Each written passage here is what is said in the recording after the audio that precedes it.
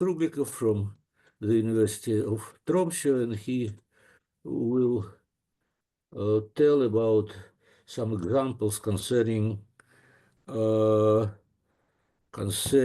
inverse variational problem. Okay, Borя, you're welcome. Thank you, Semyonovich. So please stop me if something isn't clear. So first of all, disclaimer, I'm not an expert on this topic. And I just did some computations and would like to tell about something. So here's the plan.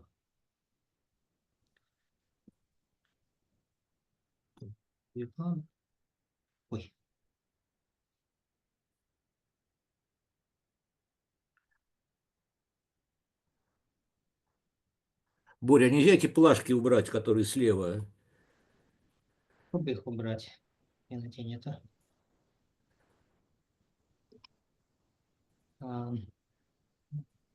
Хотя бы одну, которая вот внутренняя. А я у себя убрал, а он все равно здесь торчит. А у нас торчит. Ну ладно, обойдемся, хорошо. Вы на них не пишите только. Угу.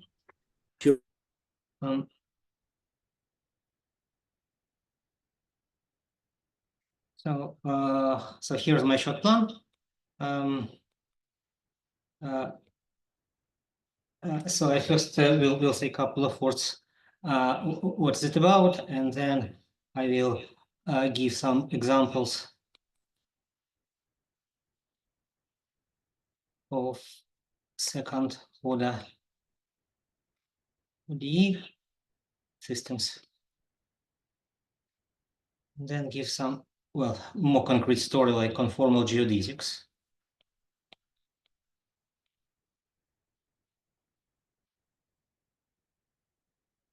Equation. And then maybe some discussion.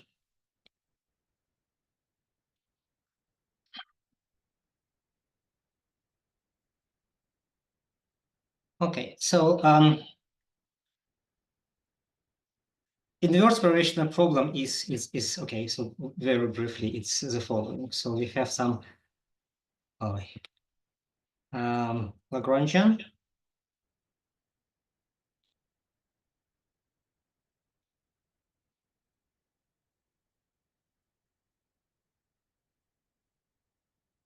And then we get the Euler operator, and we get PD.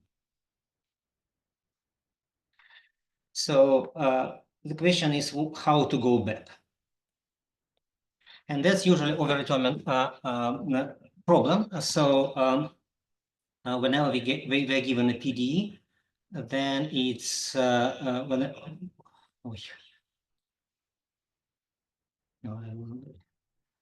so whenever we are given PD, then we would like to go back to to decide whether it's Lagrangian problem. So, and here is some difference, because actually PD can be thought of as operator.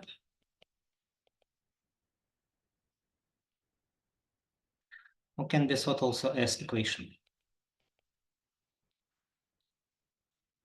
In the case of operator, the problem is simpler, because for operator, we can have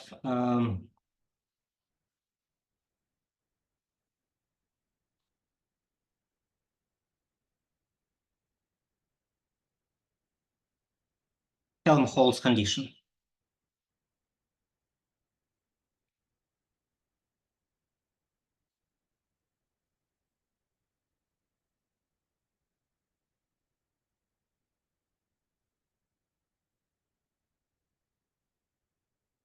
So that's certain self-adjointness, and that's... Вот, простите, нижние строчки уже уходят за пределы экрана. Как-то нужно все-таки наладить. So, вот. Sorry, what is not visible? I say that the lower lines are outside the screen. Because I shift actually. The Helmholtz, only half of the word is visible. I can see them. actually. I cannot. Because I also see it. It's movable screen. I'll try to.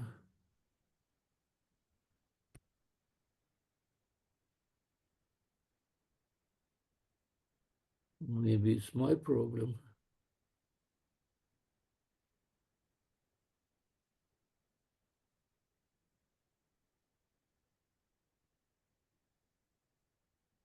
Everyone can adjust the size of the screen, actually. Now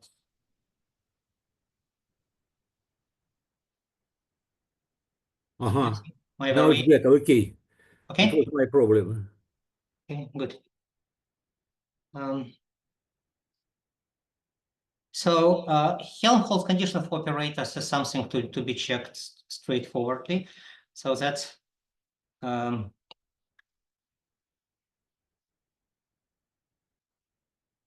can be okay. So that's certain self-adjointness. For equations, the story is more complicated because there's different ways how we can represent an operator, right? And basically, whenever we have certain operator,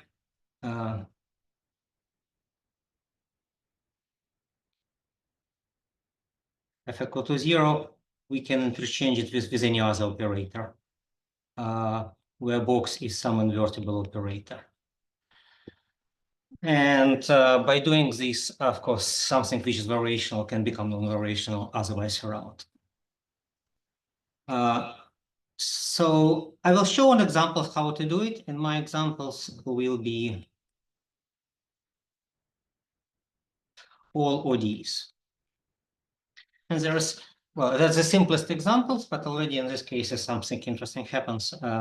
So it would be nice to see how it is from general theory, from Winograd spectral sequence, from electron equivalent variational by complex, and these terms.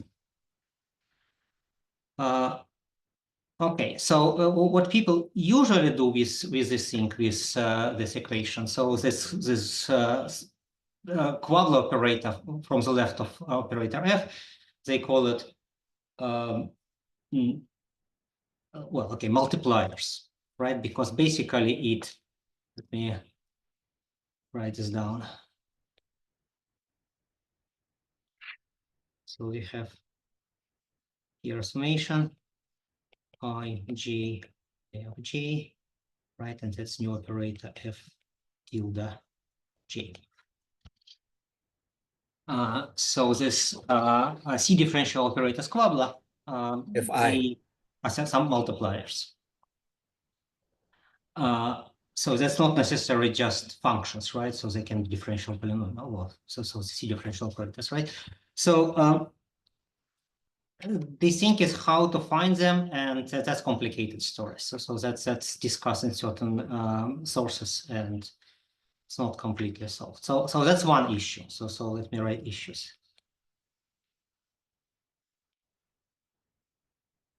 First thing is multipliers.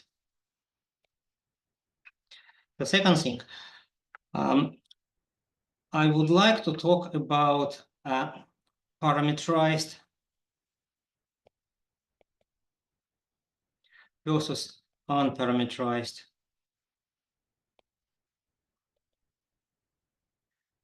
equations.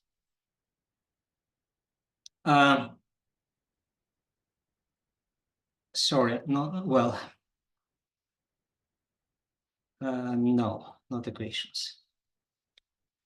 Solutions. And in the case of ODEs, these are curves. So in geometry, unparameterized curves, well, play visible role. And so sometimes we have to do this or that. Of course, like with higher dimensional things, with for PDs, it will be surfaces. It's also possible, but then the issue is even more complicated. And the third issue, which is important in this study, is that it can be not one equation, but a family, depending on functional parameters.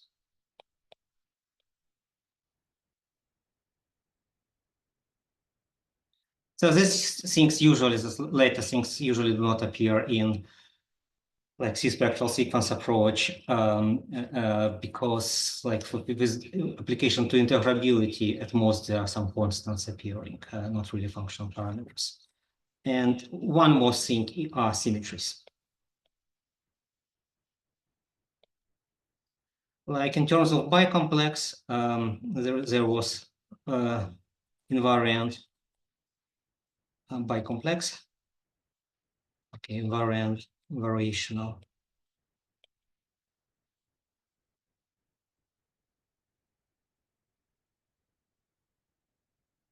I'm not sure it was done, this story for C-spectral sequence. It can be done, but it's kind of more or less equivalent. So here is names are Anderson, and then Kogan and Older.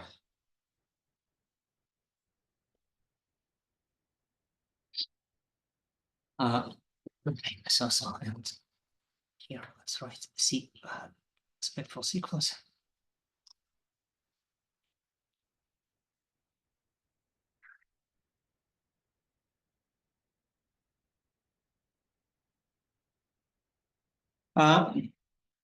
Okay, so that's kind of introduction. So then let me go to first topic I'd like to discuss briefly.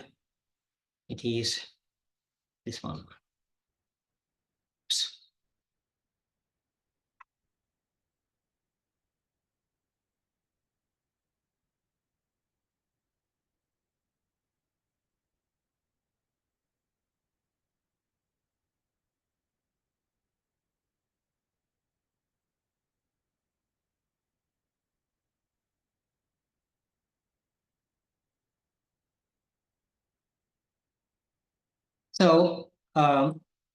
So here I think about the following system. Should maybe let me write things like this.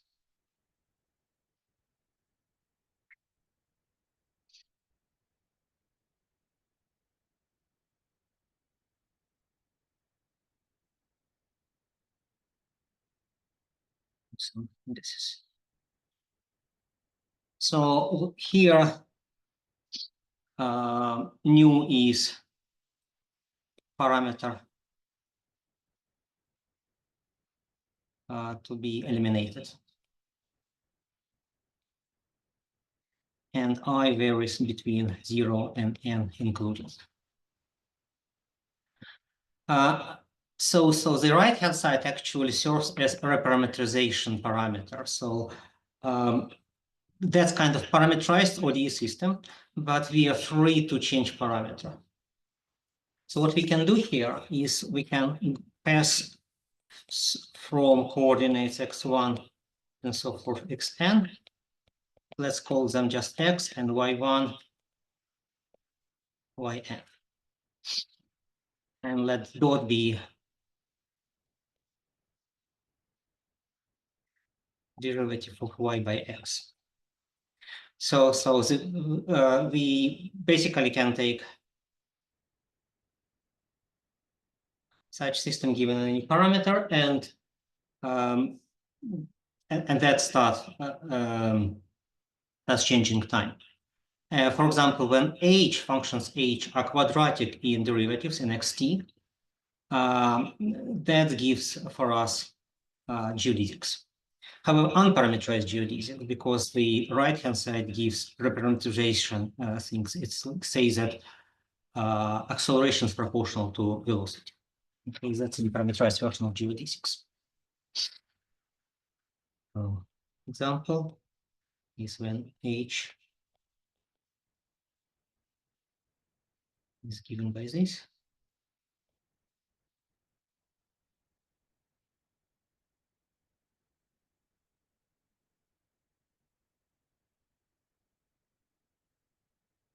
Okay, so then gamma find Christoffel symbols, and this gives the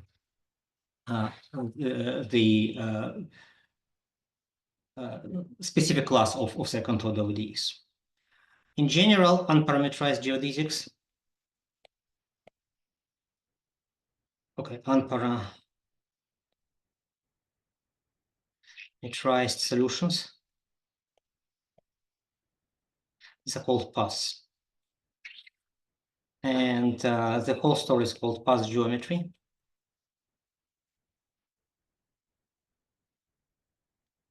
And the question is when path geometry is variational.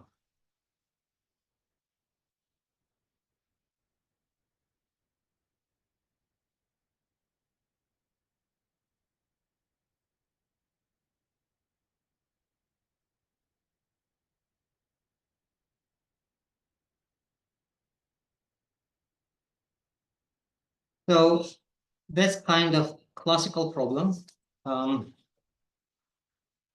And let's see.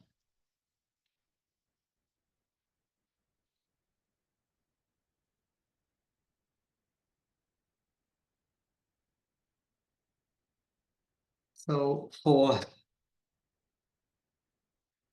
n plus 1 is equal to 2, which means n equal to 1. But remember that now when I so I just write general problem, and when I pass to those x and y's, there will be just one y, so it will be scalar ODE case. Just second order scalar ODE case. So this is always variational.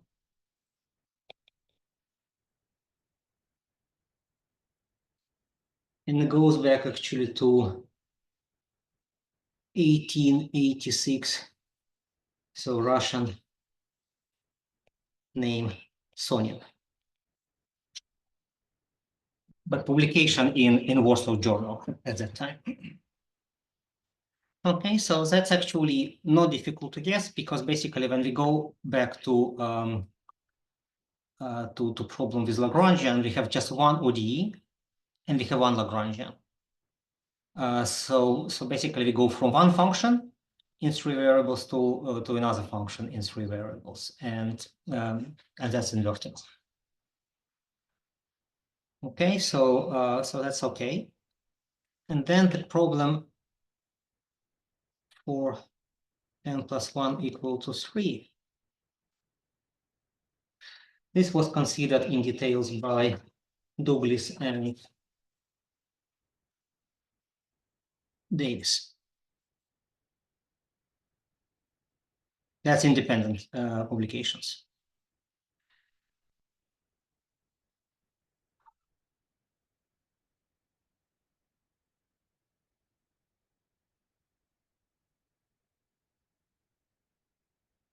You see the years.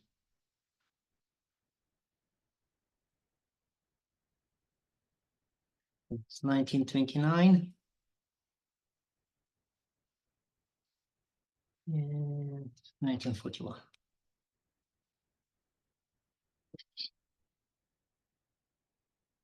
So here it was given criterion when ODE is variational.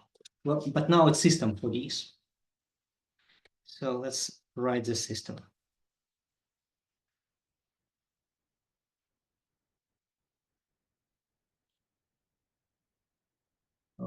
Now derivative is with respect to x. And we actually have non-quadratic but general path geometry.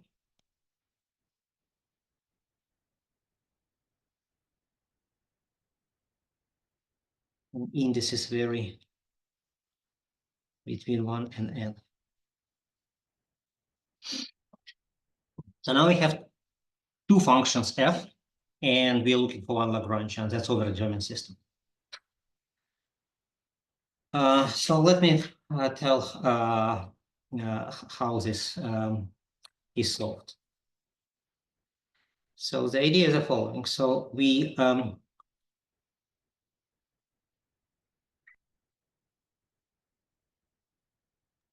Боря, I'm sorry, in this expression for y double dot, inside the brackets, it should be yj and y dot j, or y dot j. Thank you very much. Yes, okay. and j varies everywhere. Yes, thank you for Yeah. correction. Yes.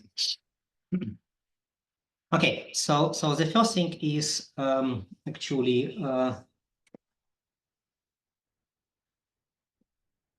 it's maybe in retrospective because they were doing it later, but nowadays it's called Weinberg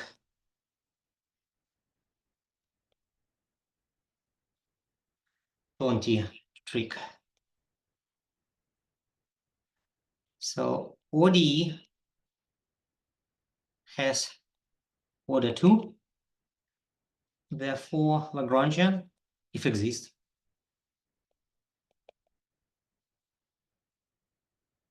has order, okay, no, not has, but can be chosen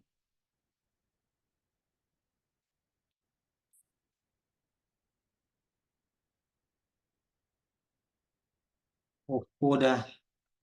Okay, I think in the original it says that it's less than equal than order of the equation, but in fact you can make it smaller. So strictly. So this simplifies search for Lagrangians, right? Well, of course you can say you always evaluate on the equation, but in a sense we would like to see the equation. So that's not the trick. The trick is integration by parts, right? So this is done. Integration by parts, which is the same as taking mod divergence.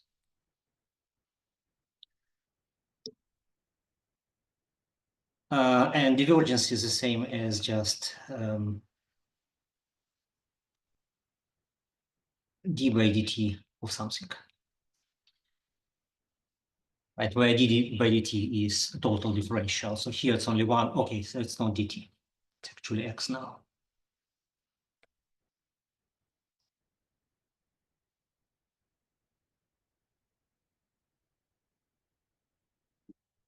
Okay, so we can always reduce to Lagrangian for the one, right? And so basically what we're asking inverse variational problem is this thing. So we have x, we have y, we have y dot, and we integrate by dx, and we look for extremal. And so Euler-Lagrange equations, of course, well, let me just write those.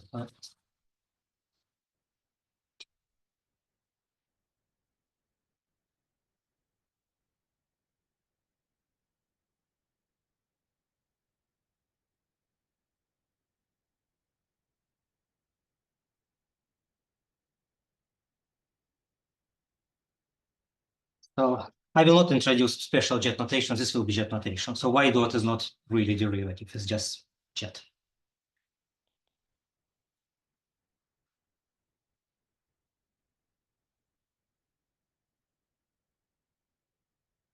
Okay, so we interesting in seeing when this equation is the same or equivalent actually to the equation for these that we wrote above. It's clearly second order. So what we want that it is expressible. So it's not degenerate in second jets. And so we write first not degeneracy condition.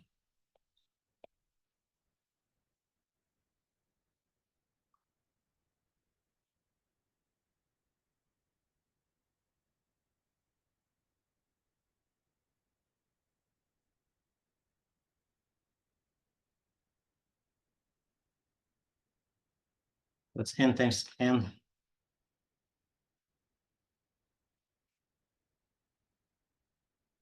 matrix, and it should be non-degenerate.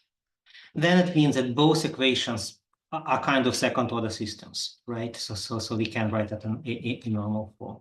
And if non-degeneracy is satisfied, that what we can do, then we can just take Euler-Lagrange and we can evaluate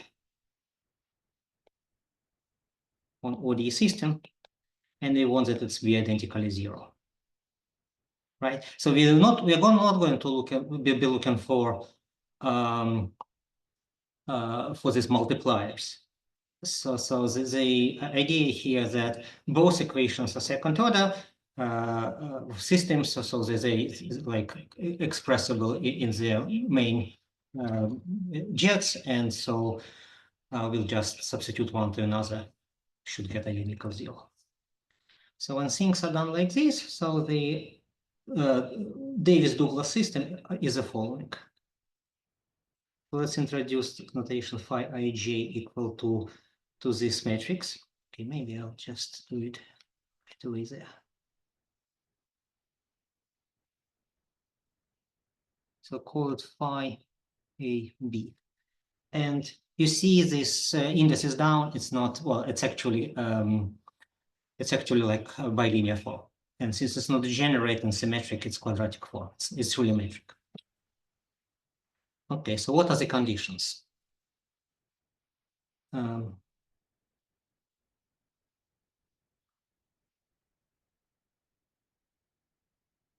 first condition is d phi ik by dy dot j should be equal to d phi jk by dy dot I. And then the next condition is the following.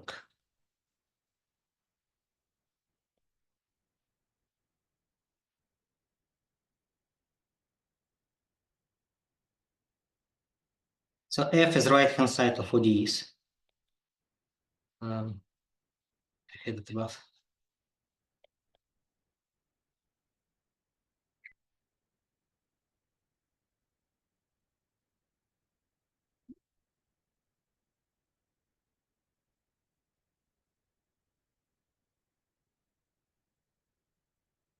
And then the third condition.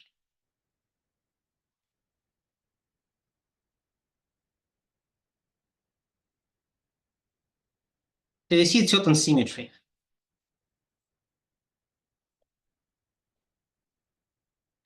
Where A is the following operator field.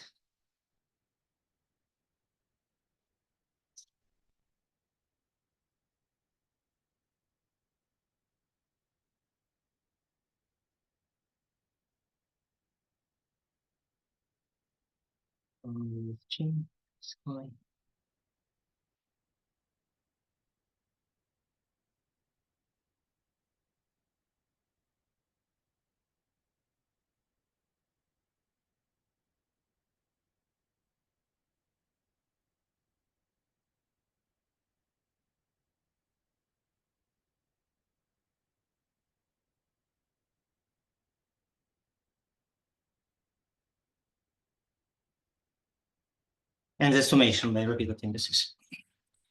Okay, so in particular, you see here that like the last condition is very simple. So all conditions are linear in this phi.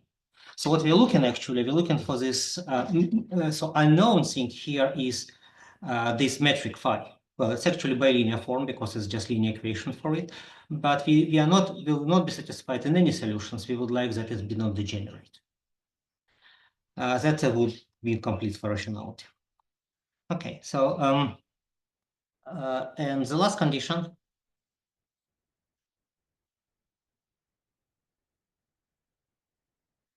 can be just written as this symmetry condition.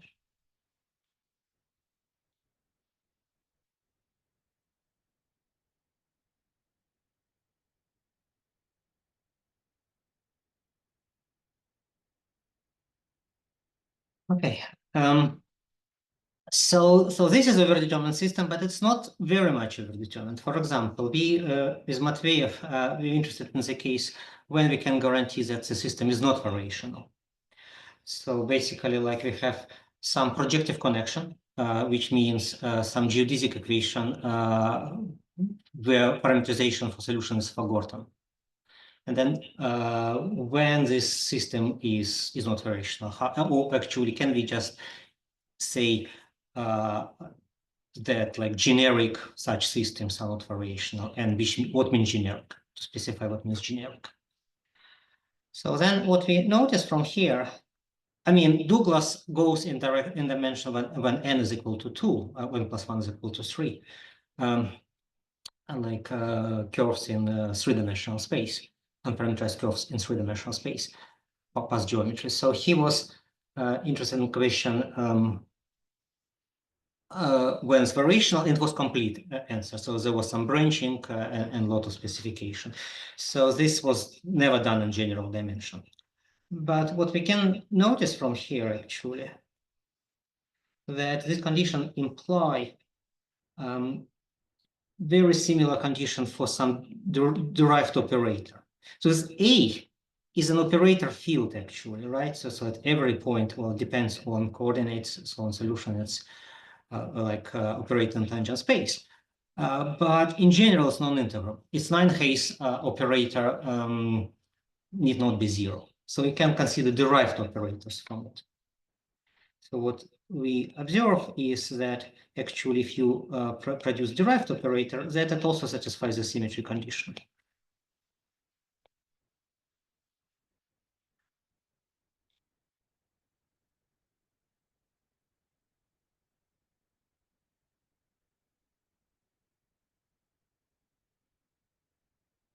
A is already symmetric, and this J operator is just this.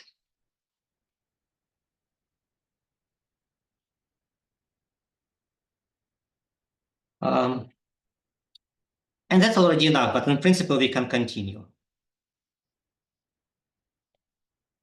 from A prime go to another prime prime, and we get a lot of algebraic conditions that have to be satisfied for variationality. So in particular, we get, so corollary of all this story is that we get matrix A and then A prime, and in principle can be more, but actually nothing more required, and A prime is already enough. Such that we are looking for kernel of it, right? Okay, so this gives a linear system on phi, and for generic data, so rank is maximal, so phi is 0. That's very strict. So of course, no solutions right away. One doesn't need really maximal here, but that's really generic position. And so in order to prove that there exists no generic variational path geometries, so the generic variational path geometries is not, sorry, the generic path geometry is not variational, you just exhibit one example of such structure. That's because all data are algebraic, and if rank is non-zero for some data, then it's non-zero for the risky open set of the data. So generic data is so, and so hence a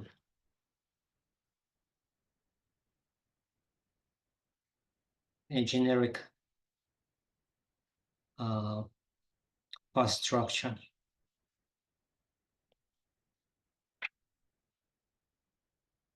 in C4 topology.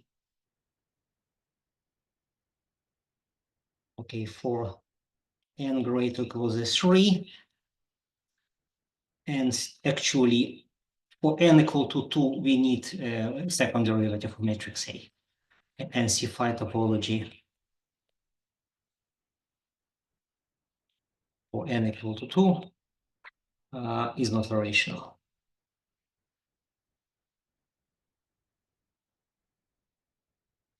And then hence not Finsler-metrizable.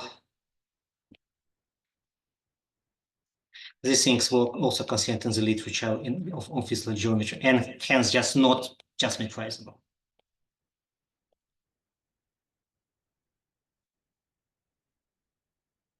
Okay, so okay, I will not write this example. It's not difficult to get this example of such path geometry, which for which this matrix is general type, and so. But let me just note here. Oh, sorry for this. Let me just note here. If we go up, so we just not interested in just a matrix phi. we're interested in matrix phi which is non-degenerate, right? So there's this non-degeneracy condition. Of course, when phi is 0 is degenerate, but anything, like it can be, sometimes you can find solution, but its rank is something like between 0 and n. So then it's not a solution as well. So let me go back. And maybe, okay, so that's the general example for non-existence, but let me give maybe example of variational path geometry.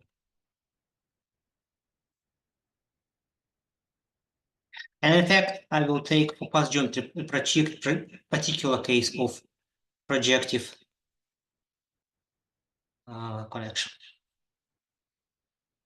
So what is projective connection? Projective connection is a usual affine connection for which you forgot parameterization. And in terms of symbols, it means that you take Christoffel symbols and you allow to change them by total trace. So which means you can, okay, so this means that you can go from Christoffel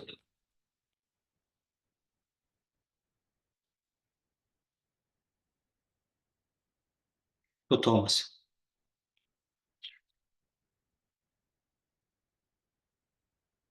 And these things are trace modifications.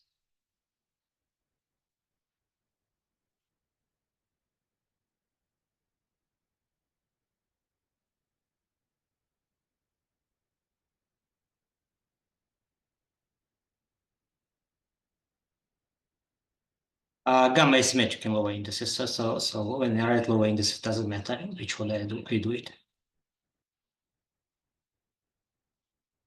Okay, so that's trace modification. For pi, if you trace by ik or by jk, you get 0.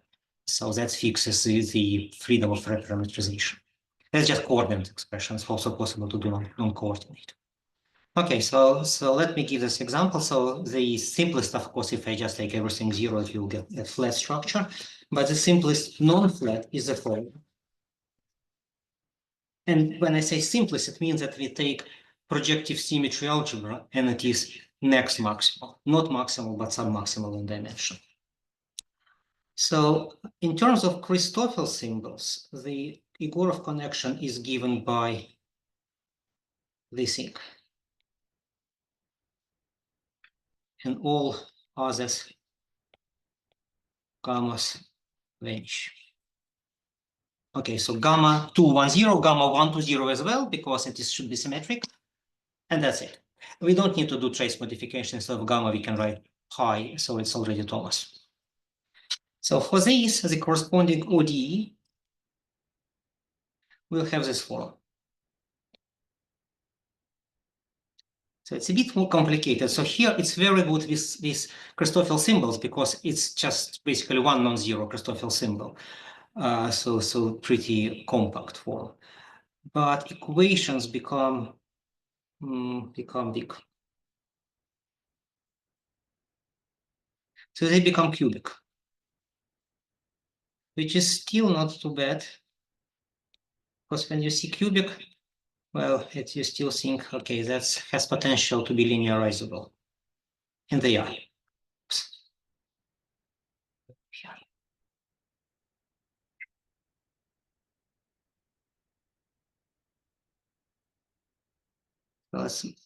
For equations, it's better to write a different representative.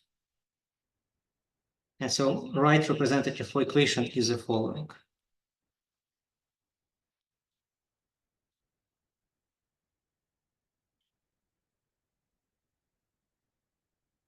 Okay, so very, very simple equation, of course, easy to solve, but yes, it's more symmetric among projective connections.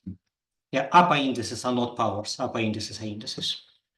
So this is variational. There is Lagrangian, and Lagrangian is the following.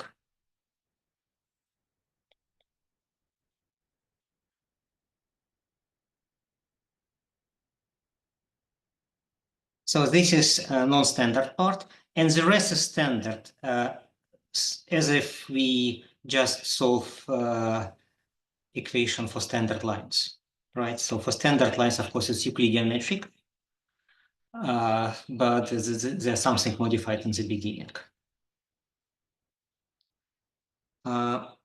So in fact, this equation is, so this Lagrangian is not, it's not nice to write it, well, so better to write it like this. So let me go back to x coordinate. So you will see what I mean.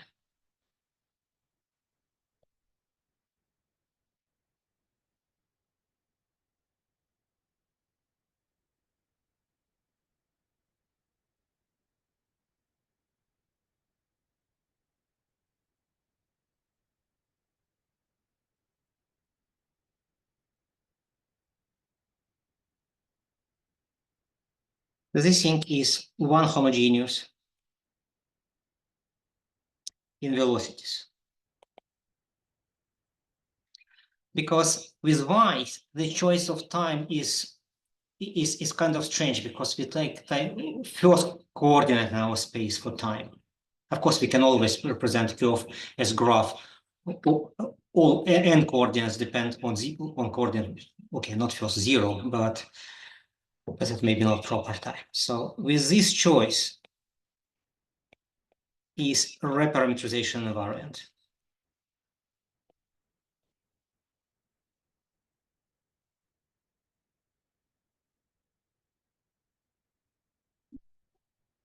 And so you see, because L hat is one homogeneous in velocity, so if you change time, you multiply by derivative of t by nu time tau, and you divide by it. So the action becomes the same. And of course, it means that when you compute all Lagrange operator, you get one equation less. That's precisely this reparameterization. That's the difference between parameterized and non-parameterized version. So for this Egorov, so what we get is that so Egorov, that's by the way Igor Egorov.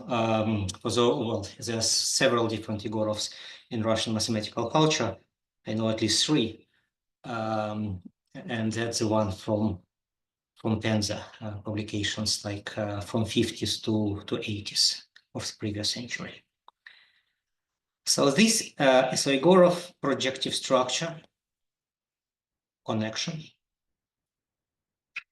is variational.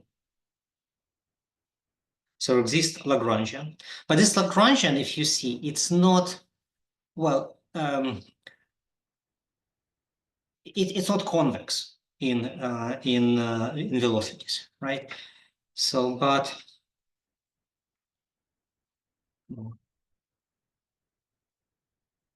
is not Finsler metrizable. Because you can always think about Lagrangian, which is convex in velocity, and that's called Finsler metric.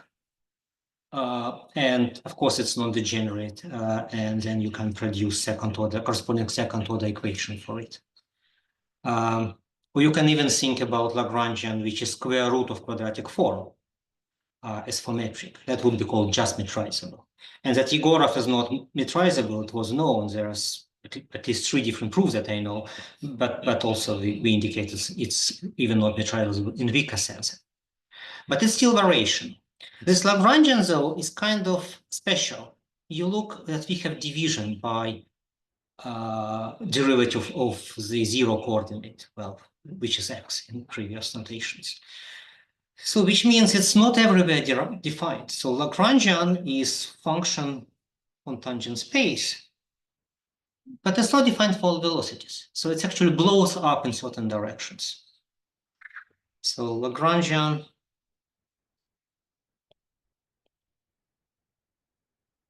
is of Krokina type. So it means it's not smooth as function, so it's actually has singularities in some velocities. Okay, so that's maybe the one thing I was willing to show about ODs. Boris, maybe a very quick question from my side. Is this really, is this how many Lagrangians are there for Egorov's equation? Is it a unique one, or maybe there are some Well, others? you can all, up to divergence is unique. So what you can do, you can take Lagrangian and you can add divergence term to it.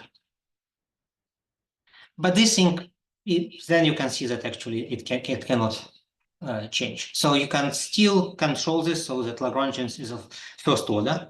You don't want to go to really high order. Yeah, So that's really surprising because like if you go for a trivial equation, you'd get many Lagrangians actually. And Yegorov is very close to a trivial one. So I was expecting that there would be more than one, but well, it's really interesting if it's really a unique one. Only up to divergence. Up to divergence, yes. Yeah, okay. Okay, at least in those first coordinates, and I think about lower dimensional case 3D, yes. So maybe we can do some symmetry action because it's huge group on the latest coordinates, yes. So maybe what you say is actually correct. So it's up to divergence and the action of the symmetry group. That makes sense, yes. So if you have more than one Lagrangian, they might indeed be all equivalent up to the transform. Okay, great, thank you. Okay, so that's end of part 1. Let me now tell part 2. So part 2 is very, very concrete equation, which became in focus recently. Well, not quite recently. It's called conformal geodesics. Let me first try the equation.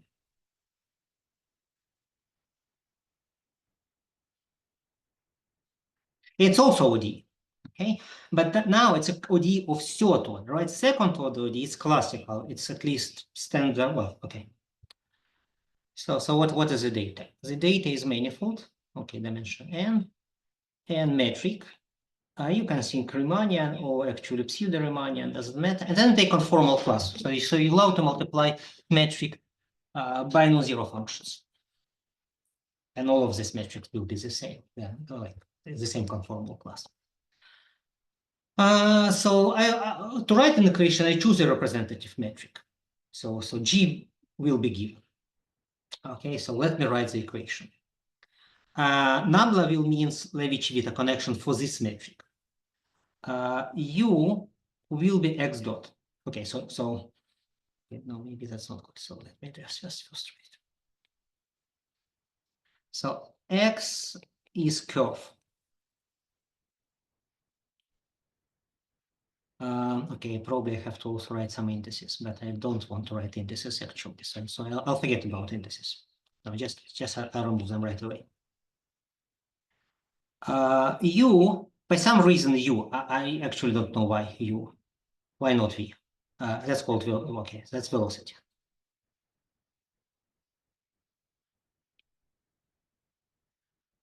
And then there's acceleration.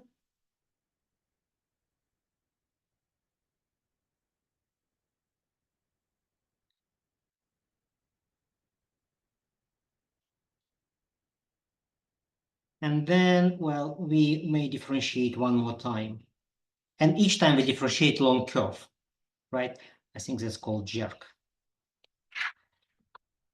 So derivative, right? So in flat space, it's just x dot, x double dot, x triple dot. Okay, so that's notations.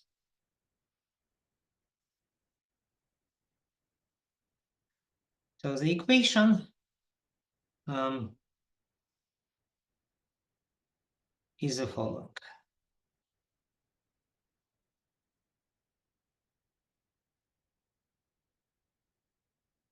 B, this jerk, is equal to, okay, so here we have to be a bit patient. So there are 4 terms here.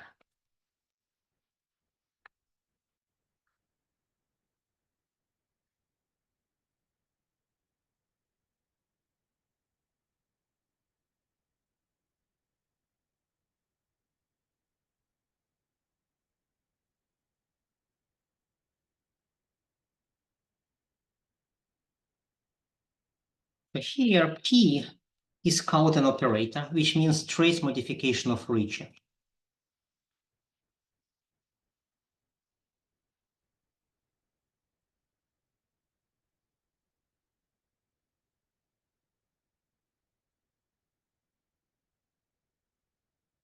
So simply R is scalar curvature, well, Ricci G, yeah, that's called Coulton.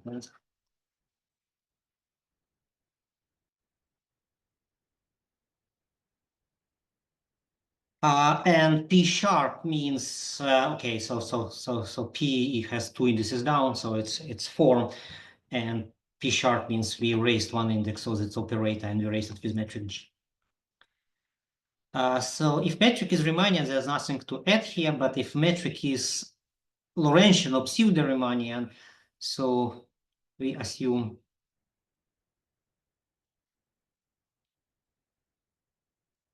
that the curve is not null.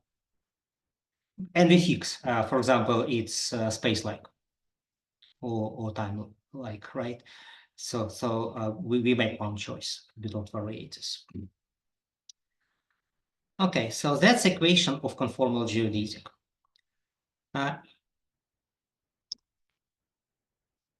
So in fact, it can be split into tangential part.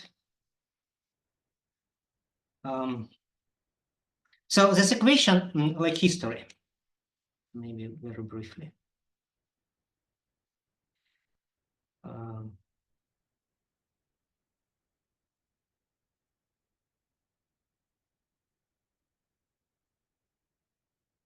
So first it appeared in famous book of Jana of 50s. What's the book called? Something on leaf derivative. I don't remember now. Maybe I have reference. The theory of leaf derivative in its application, 57 actually, 1957.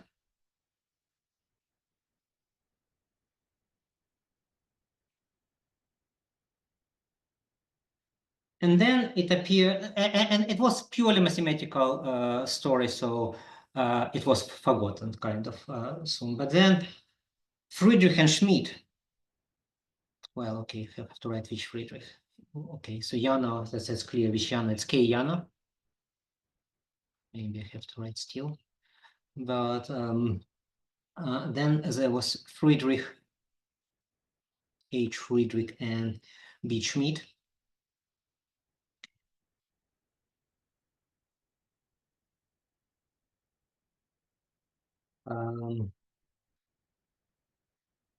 And this something like 1974 and forward, up to 80s and so forth.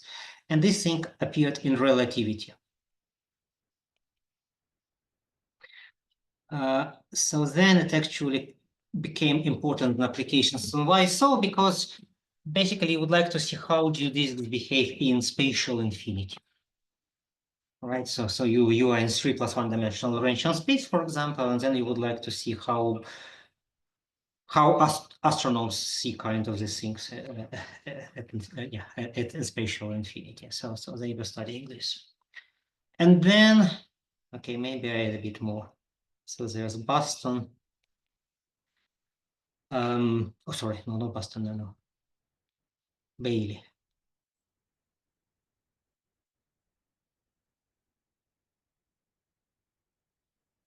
And Eastwood.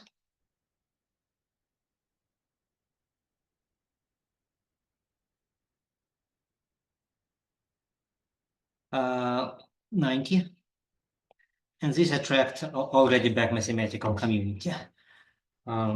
So there were several recent publications, Krinsky, Dunaysky, Gover, Shell, Tagavi, Shaber, and others on this topic.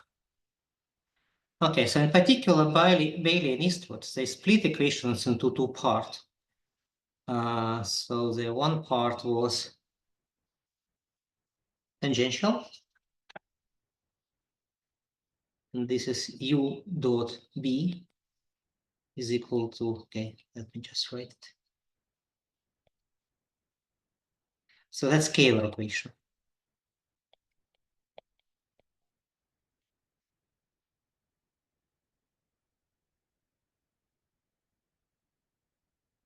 And then normal.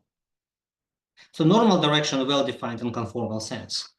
But I will write it, okay, as follows.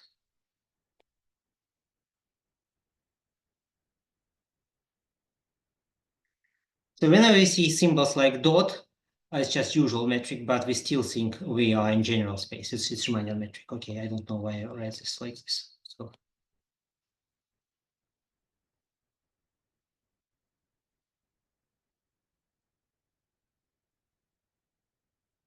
So cross, I mostly will be interested in dimension 3. So cross means what it means in dimension 3. So standard cross product, you don't need to be in Euclidean space for this, right? So you can define it through volume of three-dimensional volume form and, well, area form, so, and orthogonality notion. So in any particular tangent space. In non-Riemannian that you have to be a bit careful because, well, things have to be non-null. Then still a cross product is defined. If dimension is bigger than 3, then cross means just wedge. Okay, of course, like you get more components than normal, but actually they are going to be dependent, and so you actually get as many independent components as their normal component. So all in all, these are, like, we start with n equations for B, and we split them into 1 and n-1 equation. This bottom one, normal, it's actually a reparameterization invariant. And you can think about up one, this scalar equation, as the thing which control parameters. And so just scalar ODE of third order. So what do you expect from parameters? Well, probably there is some third order equation controls the parameter. So there's three-dimensional family of parameterization. And the first idea which comes is there's SL2 sitting behind, and that's correct idea. That's actually this projective parameter. So let me give you a bit more details on meaning of those equations. So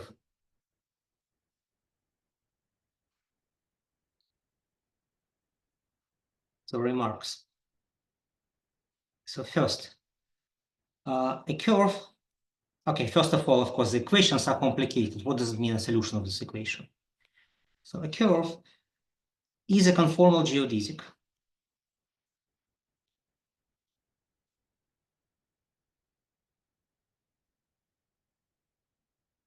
if and only if there exists representative metric, let me write it like this, such that the curve is an affinely parameterized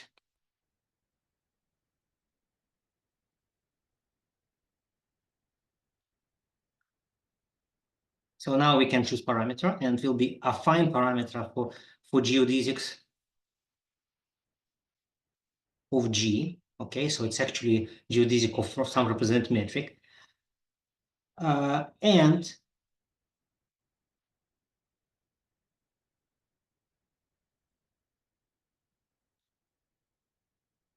velocity is in the kernel of Scout and tensor.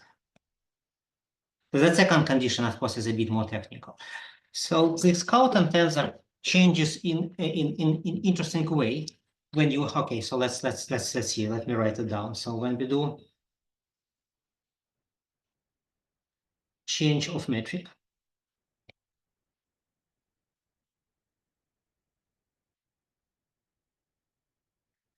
okay, so it's usual way of writing f is just some function. Then the Scout and tensor changes as follows.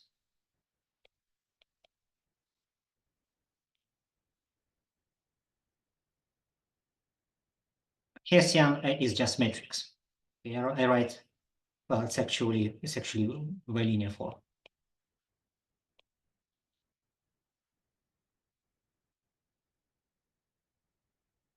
So you see, it's actually changed by second order operator, and in particular, if you have that for this thing,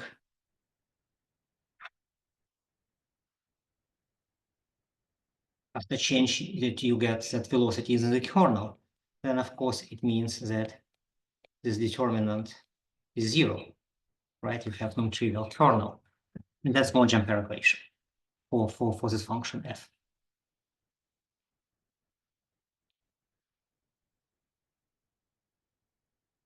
So those controls, so that, of course, that's not the only restriction, but in particular those choices for which you get conformal geodesic actually represented by nice standard geodesic, it's controlled by Monge-Ampere equations. So second thing is that equation well, this for conformal geodesics is covariant, which means independent of coordinate. That's kind of obvious because I especially do not use any indices for this. But so it means that diffeomorphism act on those. So we can freely change coordinates and we get equivalent equation, right? This similarly written equation. And on the change,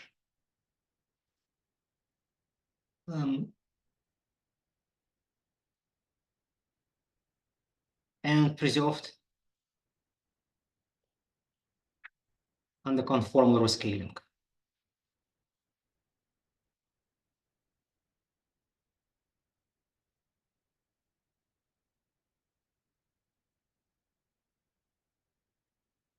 Okay, so equivalently it is conformally invariant, but I would like to split it in two parts. One which actually transforms points, right? So a diffeomorphism of M, and the other that doesn't change points, but changes fiber in J0 space. So rescales the dependent variables, which is metric. Okay, so the equation has huge symmetry. Okay, equivalently say that any conformal mapping of our space maps conformal geodesics to conformal geodesics. Okay, so that's conformal symmetry, but also there is projective symmetry. So each solution of this equation enters with a projective parameter.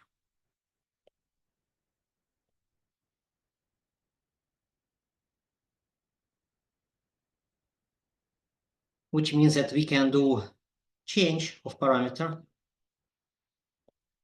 which is given by Schwarzer.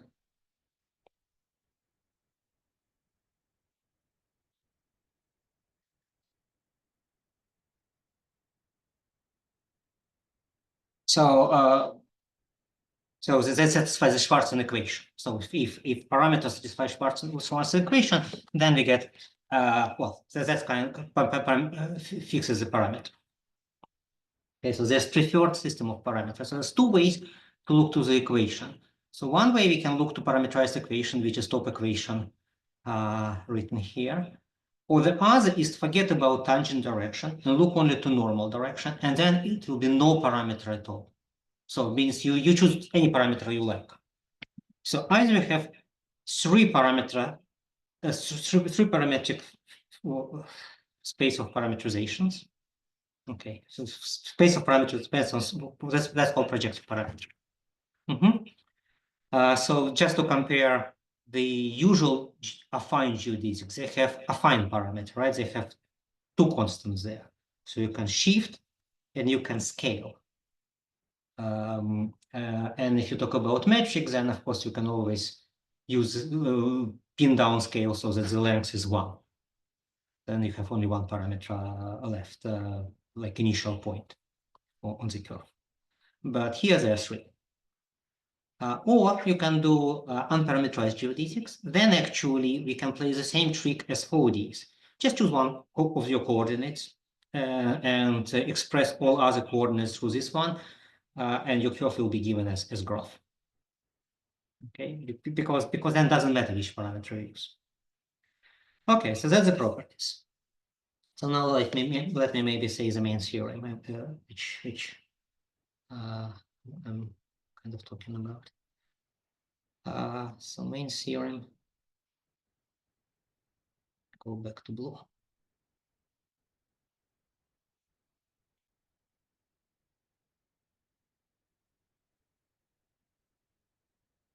Okay, let me split it in two parts.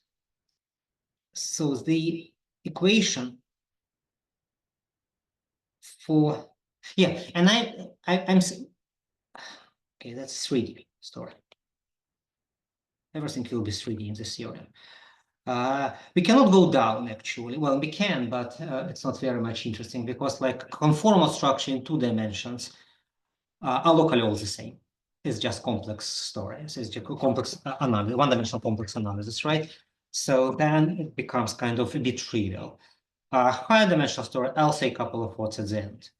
But three-dimensional have direct physical relevance.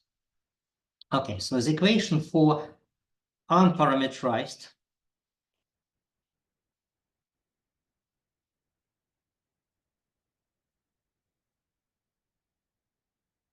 conformal geodesics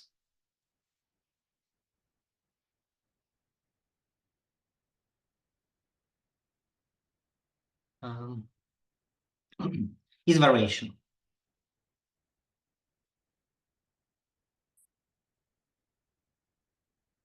Part 2.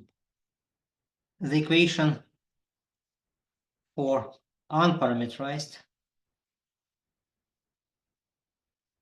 sorry, for parameterized. So the second part will be about parameterized.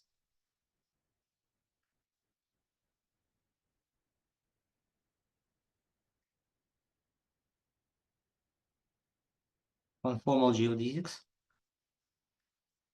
is not variational.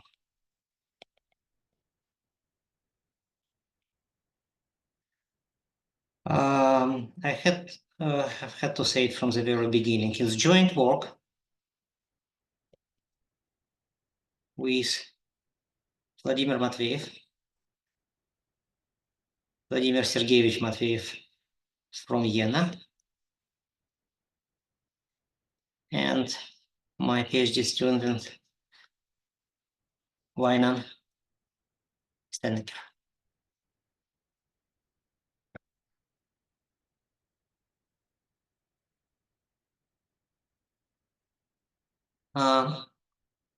Okay. So before I go further, let me give some remarks. So theorem part 1 was posted in archive 1 week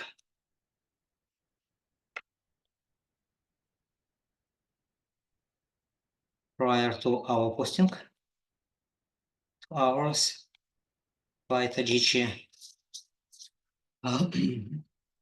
Marugami.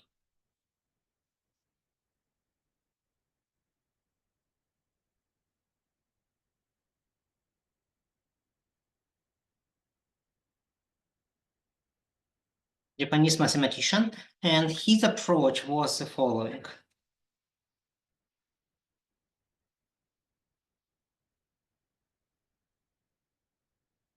Derived from chains for CR structures. Let me explain here what's going on here. So CR structures, non-degenerate or hypersurface type is the following thing. So we take complex space Cn, which has real dimension 2n, and we consider real hypersurface. For example, boundary of some domain. And often this is like bounded domain. Okay, but can be unbounded, but important that it's non-degenerate, which means Levy form is non-zero. So then we forget about ambient space. We just get odd dimensional manifold. It has contact distribution. What is this? We take tangent manifold to equation in ambient complex space. It's real, but we apply to it complex multiplication operator. We get another real codimension 1 space. We intersect them, and we get complex codimension 1 space in ambient complex space, or real codimension 1 hyperplane in tangent space to our manifold. Okay, and so this is distribution of hyperplanes, and non-degeneracy, Levy non-degeneracy means that its distribution is contact. Okay. In addition, there's complex structure. That's called CR structure. And with any such structure, there's a family of curves associated to it. So through each point, there is one curve in any direction that is transversal to contact plane. Those curves are unparameterized. That's kind of analog of passes, which we discussed in the first part. That's called chains. So they are given by second order ODEs. And those CR structures, so those chains were proven a couple years before that in the work by Cheng and let's see, Cheng, Marugami, Matveev, and Montgomery. So one is my co-author, the other is the author of earlier publication, and also Cheng and Richard Montgomery. They proved that they are variational. The Lagrangian suffers the same trouble. It actually not smooth for all on the entire tangent bundle. It's first order, so it's functional tangent bundle, but it blows up somewhere. So it has direction where it just goes to infinity. So it's very similar to what I showed on the beginning of our discussion. But anyway, so it's variational with respect to this. And so what Taji Marugami did, he derived in particular dimension. So she showed that, well, that's called Pfefferman construction, actually, that there is canonically related to CR structure, conformal structure. But while the work by Cheng and Matveev and Marugami and Montgomery was in any dimension. So here Marugami was considering just dimension 3. And then he makes explicit the Pfefferman construction, and he saw that actually these chains are going to be conformal GDEq, and therefore they actually variation. So our approach is completely different. We do straightforward computation. Okay, so that's one thing. So that's one remark. And remark 2 is the following. So it's quite interesting phenomenon.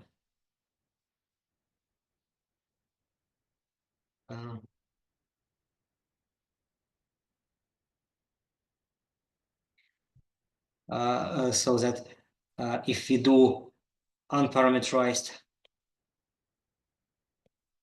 versus parameterized, and here we get variational, and here we get non-variational, has to be compared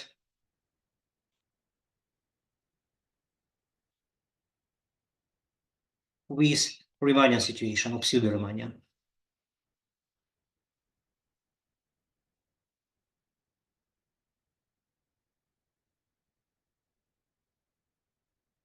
There, geodesics are variational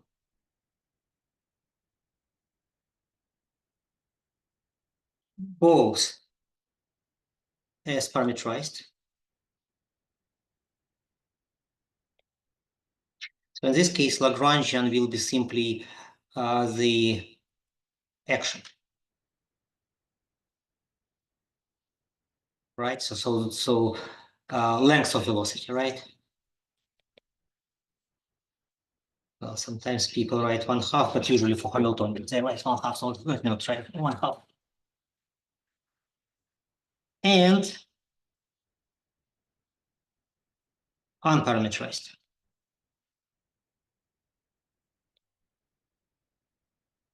And that's projective connection when we talk about unparameterized. So what you do, you take square root of this. Okay, if metric Riemannian, you have nothing to do. If metric Laurentian, in principle, you may consider changing sign. So if square norm of velocity is positive, you don't need to do anything. If it's negative, you change sign. So that's called length. Okay, so both you take one Lagrangian or the other, you'll get geodesics. And of course, in the second case, you see that it's one homogeneous, right? So precisely as something we discussed in the case of path structure. So this is one homogeneous.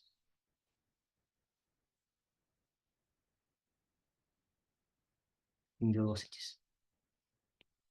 And therefore, if you take integral L dt, then it's reparameterizable.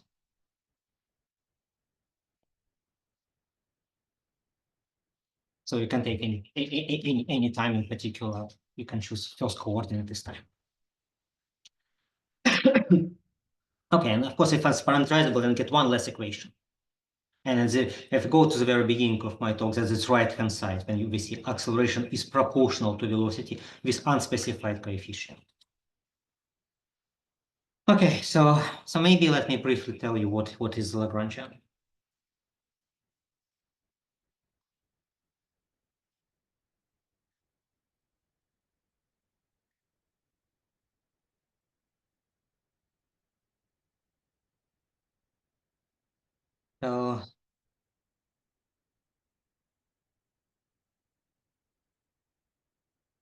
So first let me okay, before I go to the what is the Lagrangian? So this unparameterized story is very simple actually. So part 2 of the theorem, it is very simple. So if you how we do in this we try to prove this in the same way, right? Because we would like to check that the equations are variational. Not particular differential operators which represent those equations. We don't want to work with multipliers. So we take the Lagrangians, and we would like that the highest derivatives are expressible. But what are highest derivatives? Highest derivatives are third. So then basically, okay, so okay, let's start with Lagrangian for parameterized case.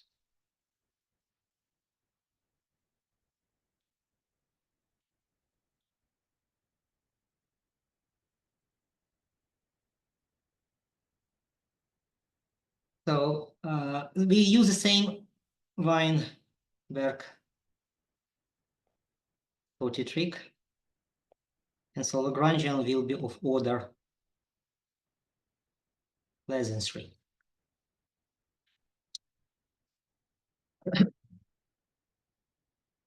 Which means we can write it. Let me do a flat case. It's just example.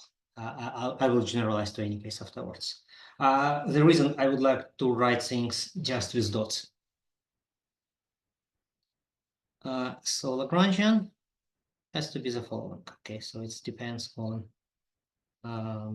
x dot, and x double dot. If L is non-affine, okay, no. Let me just write precisely what I want.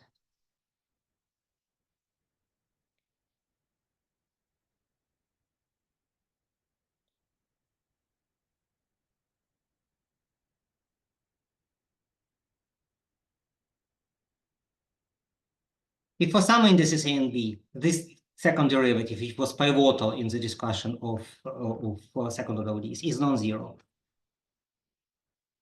Well, actually, there was first order there. Here, top are second order. Then the corresponding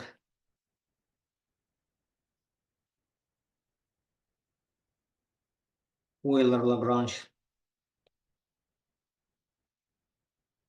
equation is of order 4. Or at least there will be some fourth order equation, because I didn't claim that this matrix within this SAB is not degenerate. But if at least some entries are non-zero, then will be equation of order 4.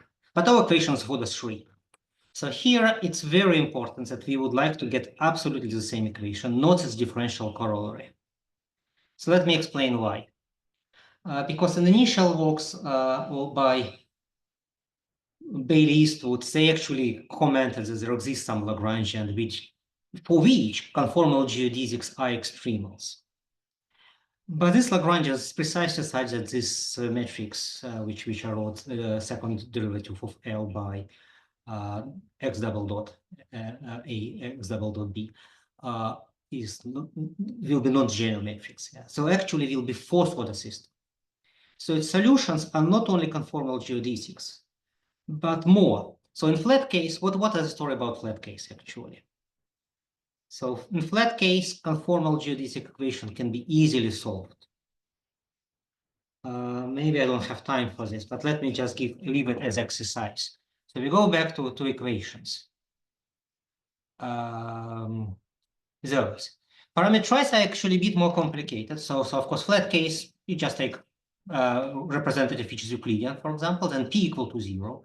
So is right-hand side for the conformal GDEq equation, two terms disappear. You get the equation which you can solve, but much easier actually to go look to unparameterized story. It becomes even simpler equation. Then you solve it, and solutions are circles. So arbitrary circles. So you consider arbitrary plane in your n space, two-dimensional plane, and inside this plane you consider arbitrary circle of arbitrary radius. You can notice that through any given point, in any given direction, and with any given kind of curvature, because it's acceleration, there's precisely one circle. So it's sort of the equation, and that's precisely the equation for conformal geodesics. So in flat cases, just circles. But if you allow differentiators, then you actually get more curves. They're also called loxodromes. So then actually it's not selection principles. So you don't get your conformal circles or conformal geodesics selected by Lagrangian. And why this is not interesting? Because in principle, if you allow this paradigm, if you take some equation and allow to go to its differential consequence, then it's always variational. You can always start with some equation and consider bigger equation so that it contains equation of solutions of original equation as solutions. Then you can make this choice that bigger equation will be variational. So that becomes non-interesting, basically, empty problem. Okay, so we would like really to get. May I make a comment? It's not an empty problem because the corresponding internal Lagrangian can be either trivial or non-trivial. It can be non-trivial, but what are you saying is a construction that leads to a trivial internal Lagrangian. But there are non-trivial internal Lagrangians that lead to differential consequences. This I don't understand. No, actually, what I mean, for example, I can double the order, right? So I get twice. Yes. I mean this. And you can describe the corresponding variational principle in terms of the intrinsic geometry of PDE. It's not trivial. And either the variation. It will be degenerate. It will be degenerate, but it will not be. Yeah, but I mean the corresponding intrinsic internal Lagrangian. It's a different thing. It involves variational principle in terms of the intrinsic geometry. Yes. And the corresponding variational principle is 0, so everything is a solution to the variational principle, is a stationary point, or it is not non-zero. It produces more than just solutions, maybe, but it can be non-zero. Yeah. Well, okay. I didn't completely understand. Maybe you're right, Tony, and we discuss it later. It's actually good to discuss this. But there's explicit construction, not very difficult construction to extend the equation so that you get variational equation. Okay, so we don't want to change our equation, right? We don't want to extend it. So in particular, it was third order. We would like to keep it third order.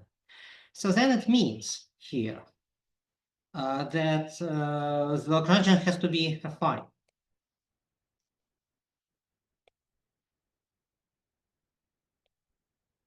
In acceleration.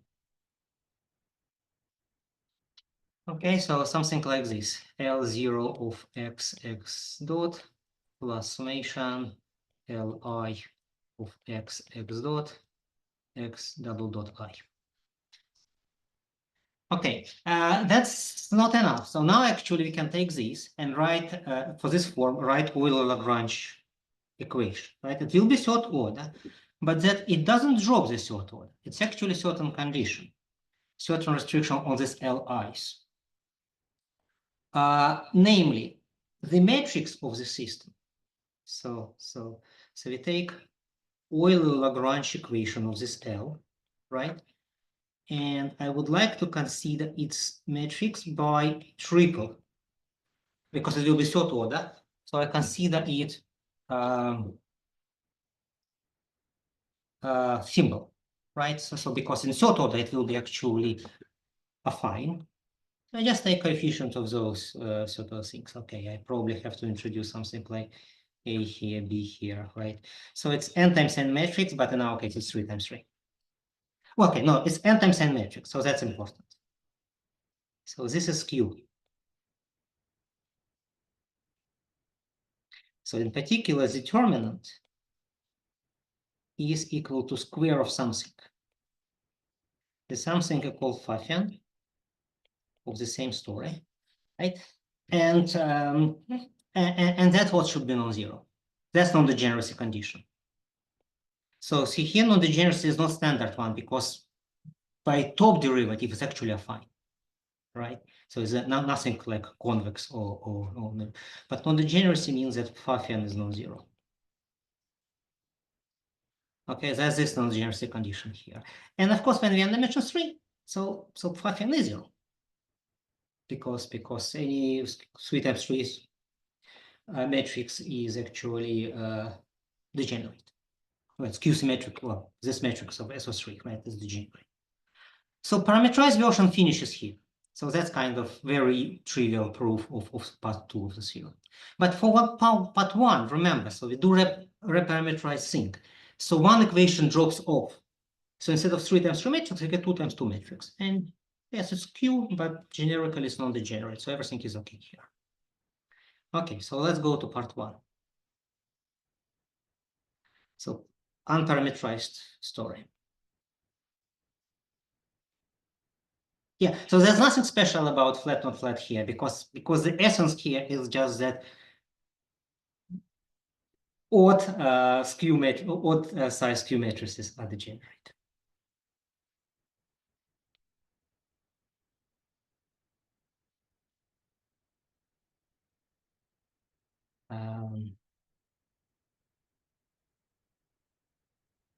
Okay, so it turns out that actually in flat case, this was known. There was a paper in the Journal of Mathematical Biology.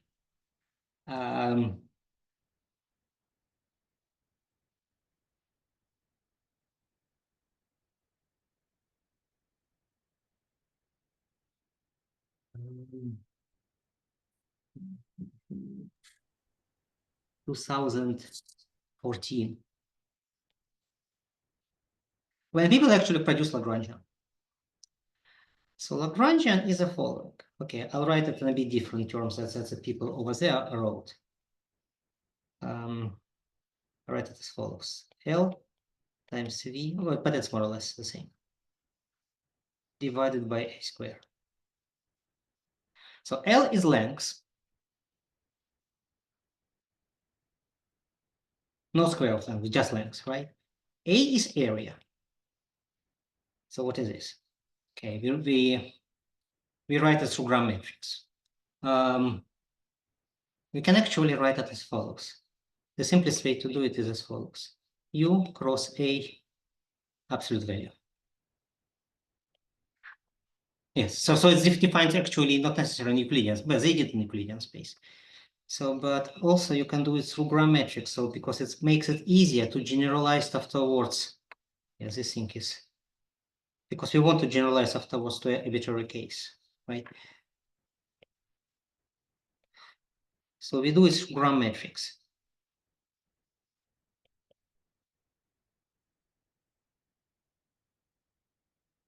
So we compute determinant and then it takes the square root. But in denominator actually is a square, so it's actually a rational expression. And V is volume. I don't know, U cross A dot B. B is jerk, it's third derivative, right? So, but basically you do, we can do this with again with Gram matrix with 3 vectors, but you can also do this. Well, actually, that's how it is written in these papers by mathematical biologists. U1, U2, U3, A1, A2, A3, B1, B2, B3, right? That's calculus 2. Okay, so that's Lagrangian, and it precisely gives the what one needs. So extremals are circles in a string. That's what they found. That of course doesn't mean that you can generalize it to curved case right away, because like as we saw in the second order case, part 1 of the discussion, well, you start with something variational, but generically get something non-variational. So here there's also functional parameters, right? This metric, which here in this discussion is flat, but now we're going to perturb it. So why? But the theorem is that actually that you take this Lagrangian and you compute it in general case, the Euler Lagrange equation, and you get precisely what you need.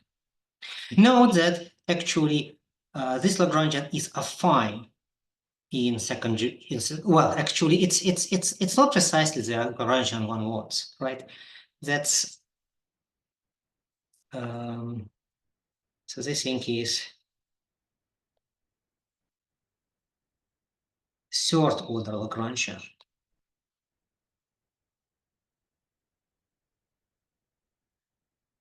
And in the beginning, I said that it could be chosen second order, and of course we have expression for second order, but it's not that much symmetric in the second order case.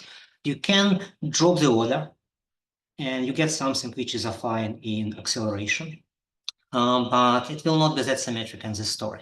So what's good about this form? So let's keep it in this form. So the good story about this form that the corresponding action has very simple has meaning.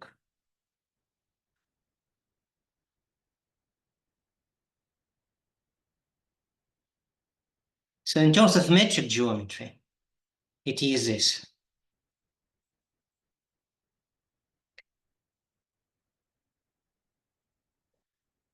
But this thing is torsion of curve in. We don't need it to be Euclidean actually. It can be just arbitrary M3.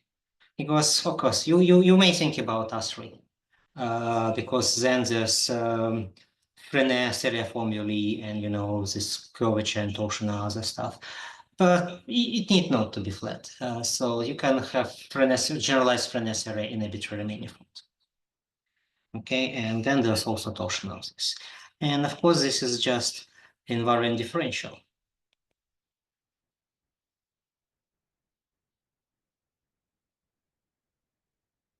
Which is length times time, right? So in particular, you see that actually this torsion, it is this part. Right, because L times dt. So it is L times dt. That's the differential, right? And so tau is V divided by A square.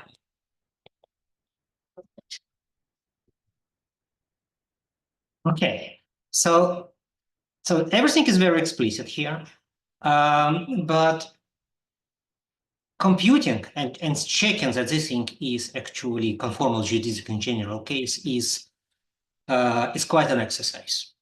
So doing it by hand was difficult. Doing it by computer was impossible. So computer basically was, it's just three-dimensional story here, right? But when you expand all these expressions for Christoffel symbols and the derivatives and the other derivatives, it becomes a very complicated expression. So Maple is not able to simplify. So then there's a collection of tricks which we can do, right? So we first look to symbol. What you can notice from the very beginning, this Lagrangian is of third order. So in principle, Euler Lagrange can go up to order 6. But of course, it doesn't go to order 6 because this is linear in third derivatives, in jerks. So then it's not at most fifth order, depends on fifth jet. So you look to symbols of fifth jet, that's very easy to compute. So then you see by hand computation, this is 0. Then you look to fourth order, now that's already computation and there's some work to do that is actually 0. So computer is helpful here. And the more complicated stuff is the next one. So you know already that all Lagrange equations is third order, and you know that your target is third order. So the conformal geodesic is third order. You have to prove they're the same. So you check non-degeneracy, that with respect to highest jets, it is actually not degenerate. Originally, it actually even doesn't want to be linear. So you have to check that it's all quadratic parts in the third jets vanish. Then linear non-degenerate, and you substitute the equation and check it is 0. So that's kind of this computation. Okay, so this gives proof of part 1 of the theorem. And finally, final remark.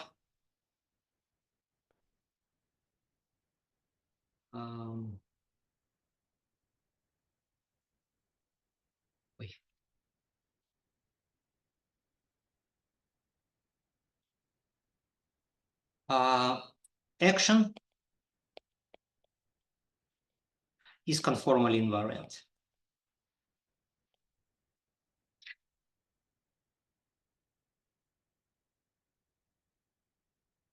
That was unexpected because torsion is clearly metric invariant. So of course, if you consider metric equivalences, then it's obvious that this Lagrangian is invariant. But conformal group is larger. Okay, so we don't talk about symmetry here, right? We just talk about maps between different manifolds that map one conformal class to another conformal class, and then we say that this Lagrangian for one goes to Lagrangian for the other. So that was not obvious that this torsion is actually conformal invariant. So in fact, it's even not clear a priori that such conformal Lagrangian can exist. Because, okay, you know that the equations are conformally invariant, and you know that they are variational, but you kind of solve inverse problems, so you may get something which is not conformally invariant. There's nothing that guarantees this. I think in some literature it's called symmetric criticality or something like this. So, but it's actually conformally invariant, but as action. So tau itself is not conformally invariant. We actually wrote lemma. So what happens if you do conformal change? What happens to tau? Okay, so and what happens is the following. So conformal change. So tau goes to a new expression, which will be total derivative. So it changes by divergence. Of course, it doesn't matter when we consider action, when we write integral, right? So this thing disappears. So action is, but Lagrangian actually is not. And we don't know actually if invariant Lagrangian exists. So definitely not of order 3 or order 2 and so forth. But maybe if you're allowed to add some divergences, maybe some high order exists. That's not clear. Okay, so that's kind of more or less the story. So maybe I would like to stop here. Thanks for your attention. Boris, thank you very much. Remarks, comments? Oh yeah, I would like to make a comment. Yeah, please question. Yeah, there is a different approach. When you consider the problem intrinsically, you can use only intrinsic geometry. And then from what I understand, the story about Lagrangian description becomes as follows. You need to demonstrate it or to find a presymplectic structure in the sense of the Vinogradov. That is, it must be twice Cartan twice Cartan differential to form, which is the RAM exact. So there is a potential. And if you want to get the precise description of solutions, that is the variational principle that reproduces only solutions, no differential consequences, just the system itself, then the condition becomes somewhat like something like the corresponding to form, which is the presymplectic structure, must be non-degenerate on fibers. That is, its kernel must be just the Cartan distribution itself.